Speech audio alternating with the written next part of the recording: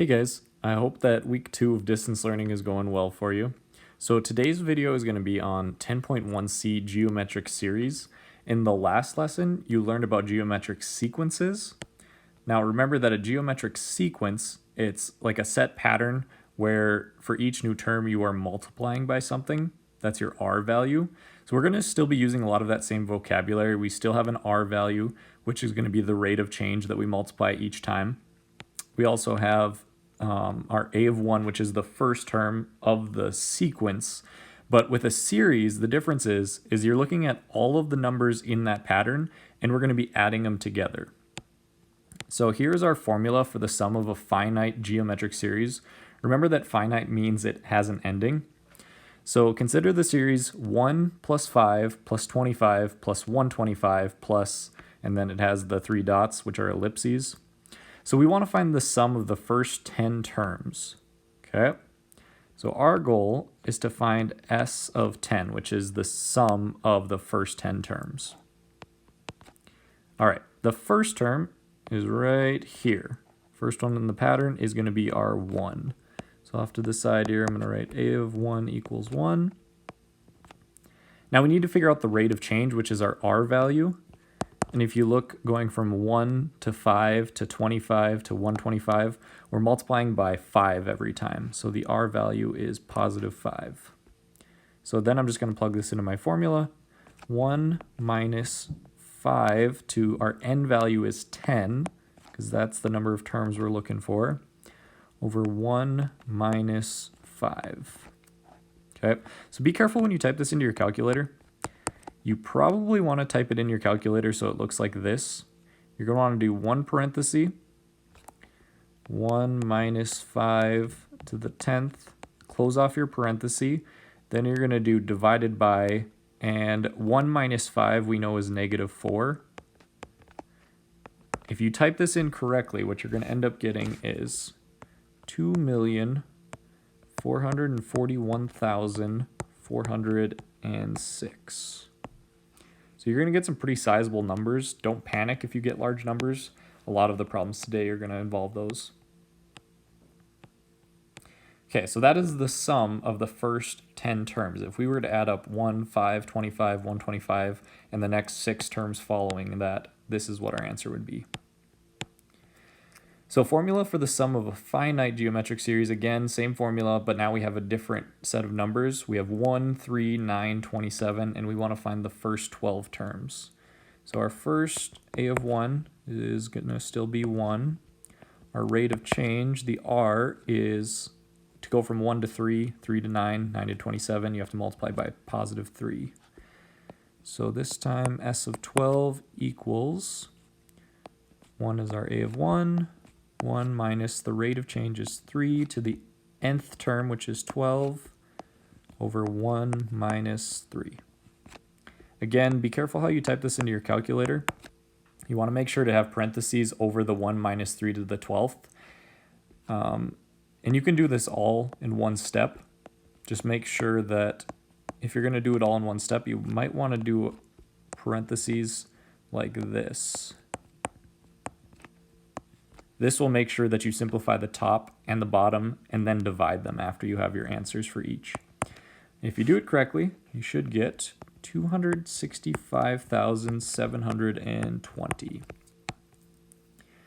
Now thinking about the answer to our last problem, that last problem had a much larger answer, even though we have more terms, but our rate of change is smaller than the rate of change for the first problem. So you can see that the rate of change does have a pretty significant impact on the overall outcome of it. Okay, here's our new one. This time it's a little different because we're not starting with 1. The first term here is 2. And then the rate of change to go from 2 to 8, and since it's geometric we have to multiply, so we're multiplying by 4. And we want to find the first 10 terms. A of 1 is 2.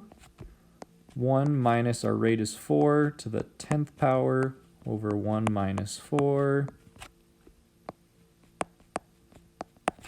If you need to pause here so you can type this in your calculator, go right ahead.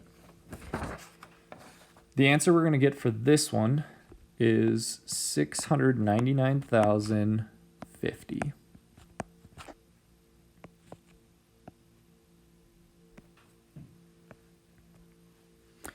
And the last one here, before we get to the word problems, we're trying to find S of 10.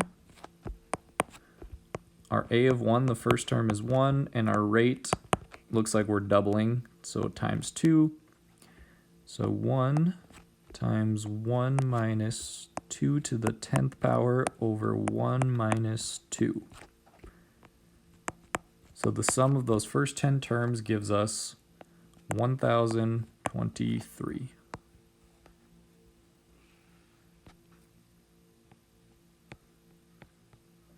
Okay. Next one, example 5. Mr. Smith likes writing lots of exam questions.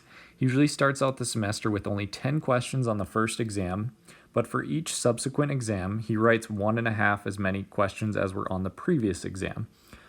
So we want to figure out how many total questions are there by the 5th exam. There's more than one way to go about this problem, but now that we know how to use a series, we're trying to find the sum of all of the questions. We know the first question, or the first quiz, would be 10. And then the next quiz,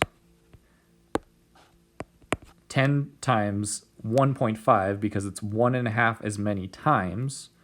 So I'm just going to write off to the left here. A of 1 equals 10, because that's the first quiz. The rate of change, which is our R, is 1.5 times as many. So if you take 1.5 times 10, you would get 15. And then if you take 1.5 times 15, you get 22.5 and so forth. I'm just going to use the dots here. So if we want to find the total number of questions for quizzes 1 through 5, let's use the series formula, not S of 10, S of 5, where our first A of 1 term is 10, 1 minus the rate of change is 1.5, and our n value is 5 over 1 minus 1.5. So S of 5 is going to give us, and we are going to get a decimal answer right here, 131.875. It doesn't really make sense to leave our answer as 131.875. We should probably just round up. So we're going to approximate this to 132 questions.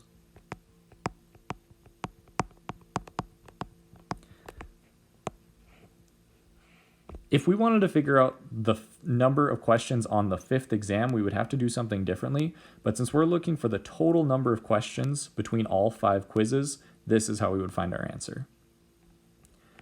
The last one here, you're going to see some similarities to our current situation.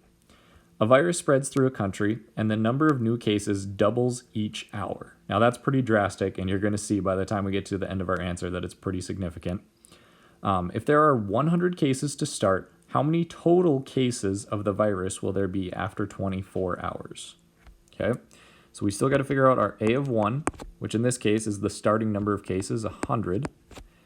And then we have our R value. Since it's doubling each hour, taking it times 2. So S of, in this case, it's 24 hours that pass. So our initial number of cases is 100. So it's 1 minus, our rate is 2 to the 24th power over 1 minus 2. Okay. And when we type this in, we are going to get 1,677,000 or 1,721,500 cases, which is pretty ridiculous. But if you think about it, you're starting out at 100, and if it's doubling each hour, that means we go from 100 to 200 to 400, and these new cases just keep arising. So that's why it ends up being such a large number by the end of it. Okay, and that is the last example in this section. So in conclusion, if you're trying to find the sum of a set of numbers and it's a geometric pattern, we can use the geometric series formula to find that.